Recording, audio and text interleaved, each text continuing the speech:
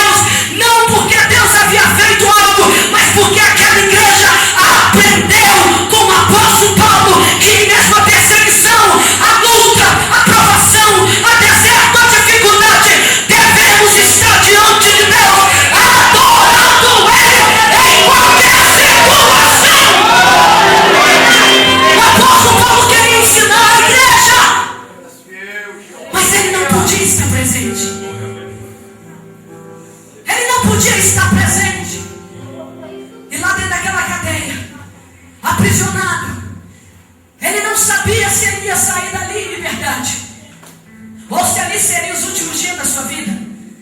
Ele não sabia, era incerto. Mas, querido, nós temos uma certeza. Eu estou aqui no púlpito,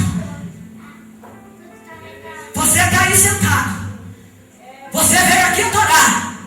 Nós temos certeza disso. Quem tem certeza disso?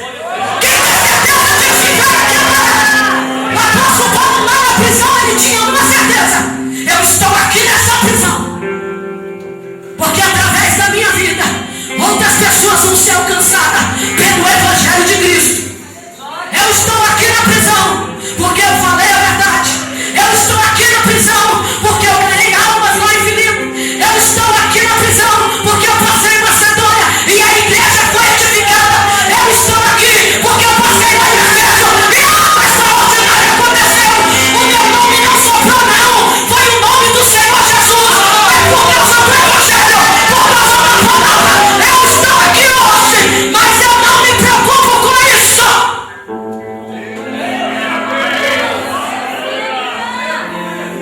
Ele não estava preocupado porque estava preso. Ele queria fazer a sua parte. Ele queria deixar o seu exemplo. Ele queria deixar a sua história.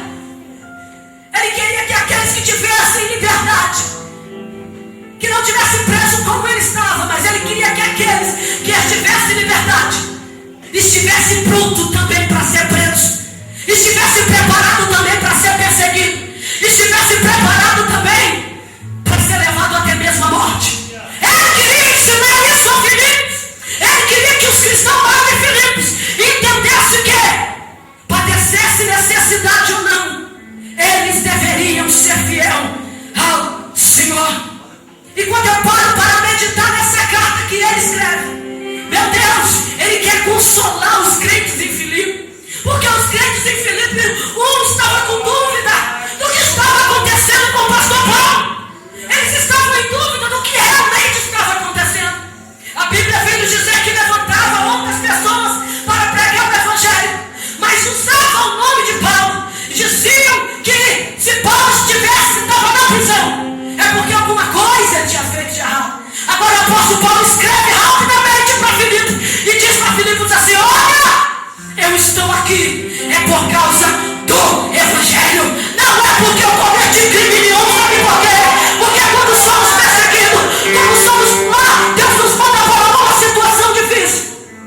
As pessoas que estão do nosso lado, em vez de entender a obra de Deus na nossa vida, em vez de entender o trabalhar de Deus na nossa vida, pensa assim: ele foi preso porque alguma coisa ele fez.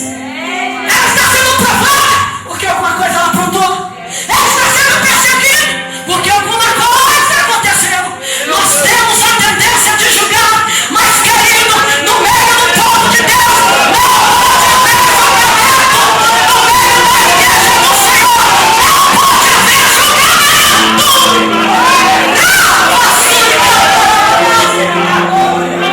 E o apóstolo Paulo, então, fica preocupado com essa situação e escreve, sabe por quê? Porque o crente não pode ficar confundido, querido.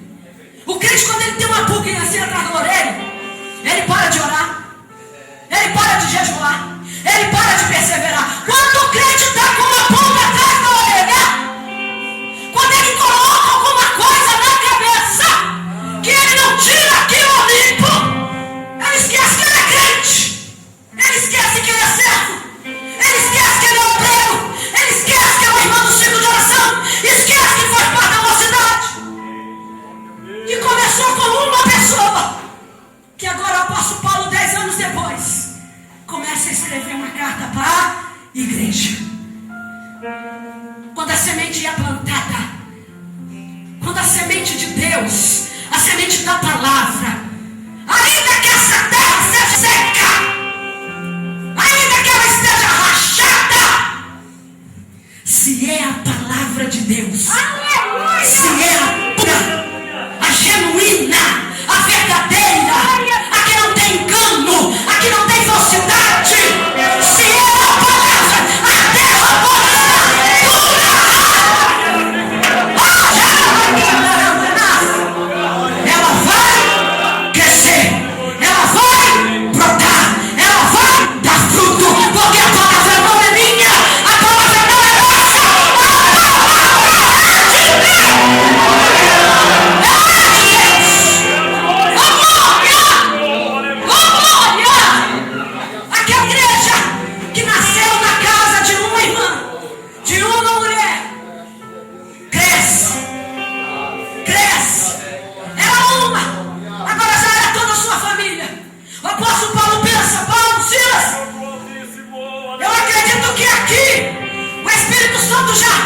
completou a obra, nós podemos ir para outro lugar.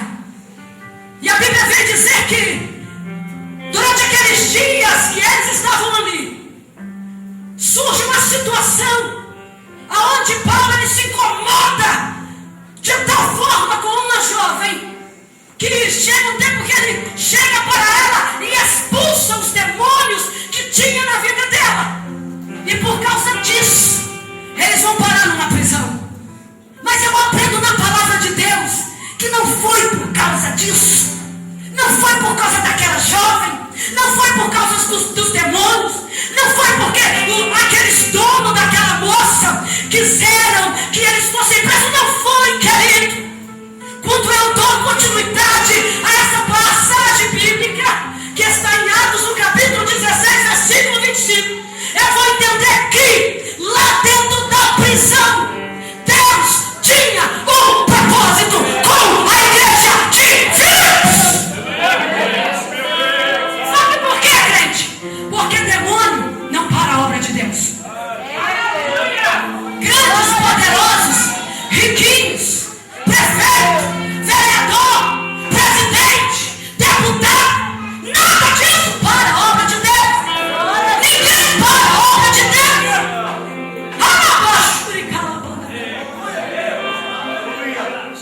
Eles pensaram assim: nós vamos amarrar eles, vamos dar uma surra neles na praça, vamos amarrá-los e vamos prender.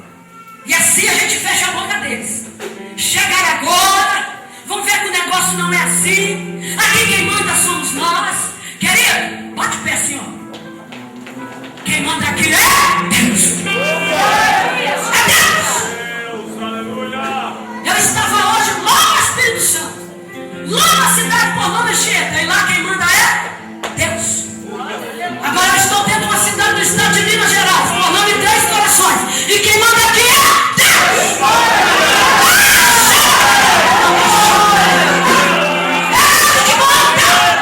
Nós vamos prender eles, então vamos calar a boca deles.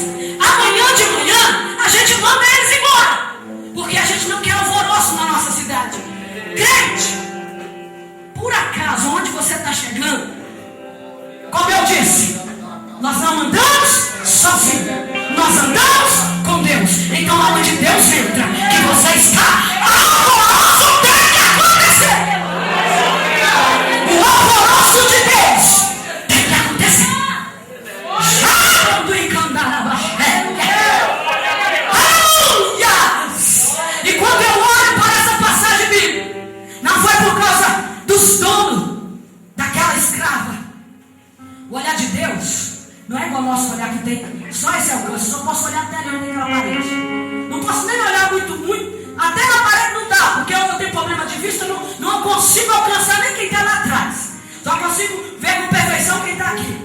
Nós crentes somos assim. A gente vê com perfeição quem está do nosso lado, quem está perto de nós. Quem está longe a gente não alcança mais. Mas o olhar de Deus, o olhar panorâmico de Deus, ele vê além dessa parede, ele vê além desse palco, ele vê além dessa cidade, ele vê além das montanhas, ele vê além dos bairros, ele vê além de qualquer situação. Quando Deus olha para Paulo lá, olha para Silas lá, em meio à praça, ele estava falando: filhos, eu tenho algo para vocês lá dentro da prisão.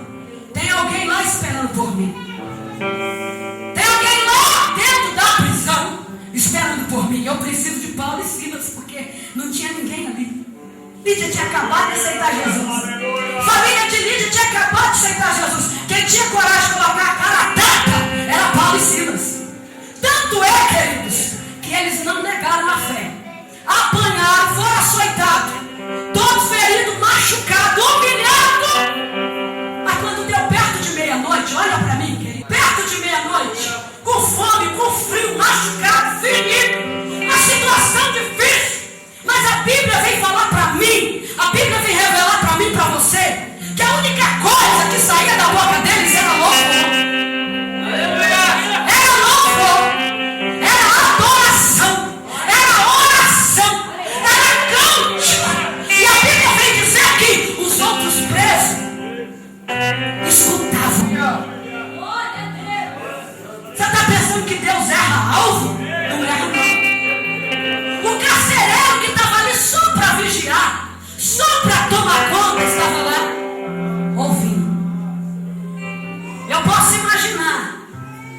imaginar o louvor de Paulo e Silas. Eu posso imaginar, porque é no momento de mais dor nossa, é no momento de mais aflição que nós cantamos os hinos mais inspirados, não é isso? Aquele que atinge o nosso coração e atinge o coração de Deus.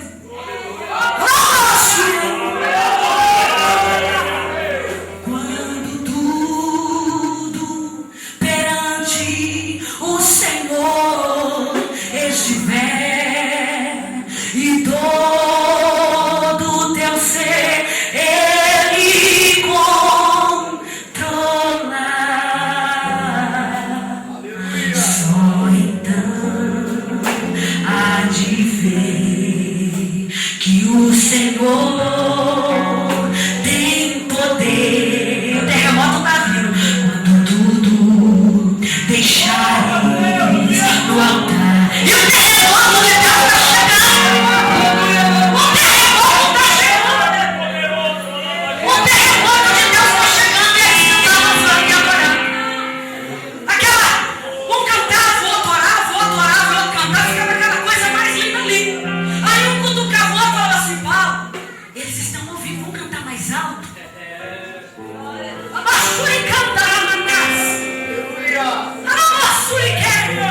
Vamos orar agora por esses presos aqui, ô Silas, porque eu acredito que tem um negócio de Deus aqui. Eu acredito que tem um mover de Deus aqui. Nós não apanhamos lá na praça à toa, não. Nós não fomos humilhados lá na praça à toa, não. Nós não fomos lá na praça envergonhados, Silas, à toa, não. Tem um propósito. Olha para mim, crente. Você não está sendo perseguido à toa, não. Você não está sendo caluniado à toa, não. Você não está sendo humilhado à toa, não. Está vindo aí o terremoto de Deus. Aleluia! Aleluia!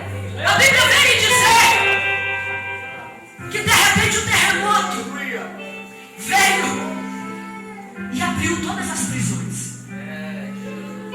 Ei, olha para mim. Paulo e Silas não estavam orando a Deus para Deus abrir prisão, não. Para abrir porta, não. A Bíblia revela louvor e oração. Louvor e oração. Se era uma coisa que o apóstolo Paulo gostava de fazer, era de orar. E a Bíblia tem nas cartas que Paulo escreveu, tinha vários louvores escritos por Paulo. Glória a Deus. As prisões se abrem. Todo mundo tinha liberdade para ir embora. Paulo poderia ter olhado para Silas e falado assim: olha Silas, Deus já abriu. Mas Paulo sabia que Deus tinha um negócio ali ainda.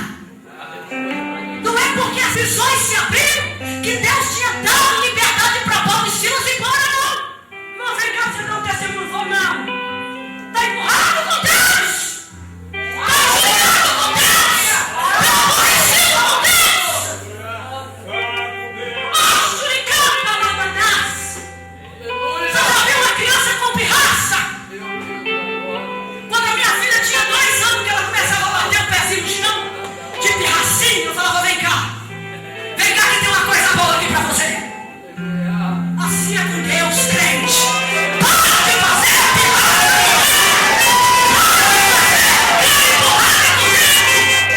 Para de dizer não pra Deus. Para com isso. Deus não está nesse negócio. Deus quer adorador. Deus quer crente fiel. Deus quer crente que passa na palavra. Deus quer crente que é legal. Deus quer crente que chega. Deus quer crente que chora. Deus quer crente que derrama a sua boca no povo. Deus não quer menino pirracento. Deus não quer crente pirracento. Não serve para o Senhor usar. As cadeiras se abrem. Na lei da lógica, abriu, é Deus dando um sinal para a gente ir embora. Querido, para ouvir o que Deus ainda tem para falar. Paulo olha para Silas: Silas, não vou ficar aqui, porque a obra de Deus não terminou ainda. Daqui a pouco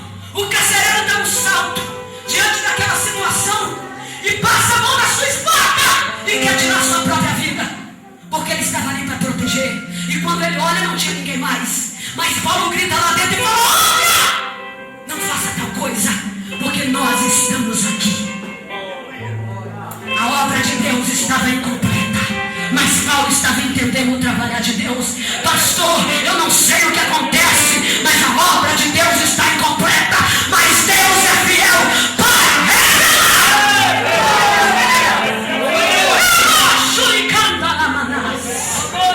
É fiel para revelar. O carcereiro dá um salto. Apóstolo Paulo fala: nós estamos todos aqui. Não precisa de se matar. Semana passada, eu e o pastor Paulo estávamos em Cachoeiro. Chega uma irmã para nós e fala assim: eu estava passando na ponte, passei 1 minuto antes. Uma moça nova foi e se jogou lá embaixo na ponte e tirou a sua própria vida. Eu poderia ter passado 1 minuto depois, 1 minuto antes. 1 minuto, eu estaria passando, ela estaria lá querendo se jogar e eu iria socorrer. O que eu entendo com isso? Eu entendo que eu tenho que parar para ouvir o que Deus quer fazer através de mim. Enquanto eu não parar para ouvir Deus, eu não vou fazer as coisas conforme Ele quer. O objetivo de Deus não pode ser alcançado, mas quando eu paro, como Samuel parou e falou: fala, que o teu servo ouve. Aí Deus falou para Samuel assim: Samuel, senta ali que eu vou te revelar tudo que eu vou fazer. É tempo de você parar para Deus revelar tudo o que Ele tem para fazer. Aleluia! Aí o carcereiro olha para Paulo e Silas e fala assim: o que é necessário eu fazer para ter a vida eterna? Aí, meu glória a Jesus, que coisa linda, que coisa linda. Paulo dá uma olhadinha para Silas: não falei, eu não falei que Deus tinha um negócio, eu não falei que a obra estava incompleta, eu não falei que a ainda estava para acontecer. Não é porque o terreno não veio, querido, que Deus está no terreno. Deus estava lá, preocupado com a salvação do carcereiro. Passou a mão na espada querendo se matar, mas Deus queria dar vida para o carcereiro. A Bíblia vem falar para mim e para você que o carcereiro aceitou Jesus, passou na sua casa, pegou a sua família, foi lá, foi batizado, levou Paulo e Silas para a sua casa, lavou os vergões, os machucados, as feridas de Paulo e Silas, pegou Paulo e Silas, voltou com eles para a prisão. Isso tudo depois de meia-noite.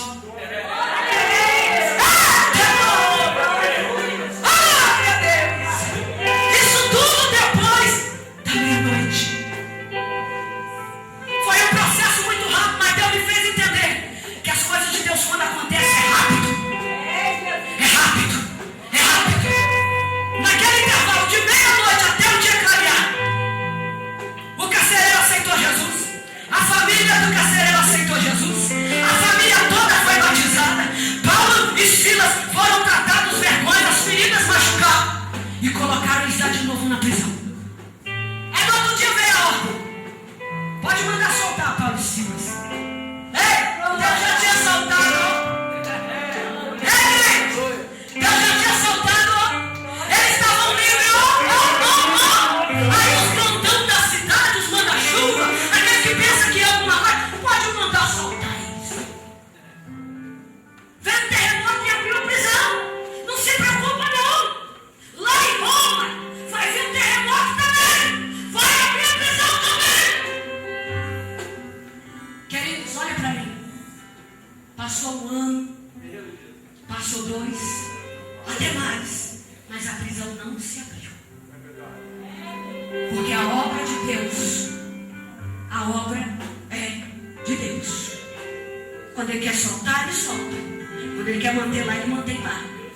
Porque o propósito de Deus é único. E o apóstolo Paulo entendeu isso. Eu estando livre, eu estou na bênção, eu estando preso, eu estou na bênção. Se para mim viver Cristo.